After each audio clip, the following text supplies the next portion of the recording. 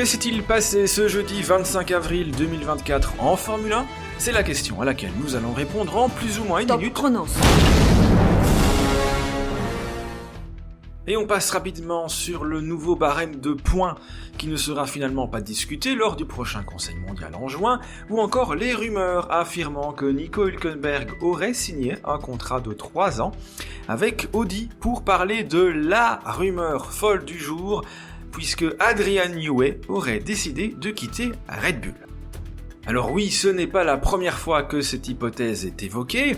Le principal intéressé admettait d'ailleurs avoir failli aller voir ailleurs il y a 10 ans, alors que l'écurie autrichienne était en difficulté à cause des nouvelles règles moteurs, moins bien abordées par son partenaire de l'époque. Mais en décembre dernier, alors qu'il célébrait ses 65 ans, l'homme fort de Milton Keynes ne voyait absolument aucune raison de quitter Red Bull ou encore la F1.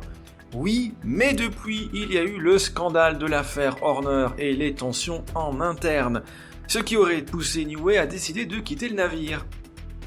Et c'est Automotor Sport qui a dégainé le premier cet après-midi en affirmant que la décision avait été prise par l'ingénieur qui désirerait être libéré en fin de saison et donc ne pas aller au bout de son contrat qui court lui jusque fin 2025. Une rumeur soutenue ensuite par la BBC en se basant sur des sources bien informées au sein de l'écurie. Le média britannique précisant cependant que Red Bull n'avait pas souhaité faire de commentaires.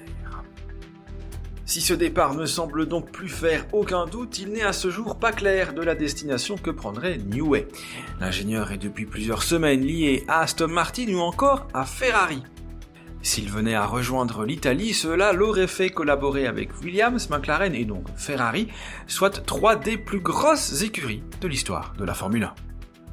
Et si tout ceci venait à se confirmer, nul doute que cela mettrait d'autant plus les projecteurs sur Max Verstappen, dont l'avenir est lui aussi incertain, malgré un contrat portant jusque fin 2028 et dont Toto Wolff a fait sa priorité pour remplacer Lewis Hamilton en 2025. Allez, on vous laisse là-dessus pour aujourd'hui, nous on se retrouve demain pour un nouveau tour de l'actu F1.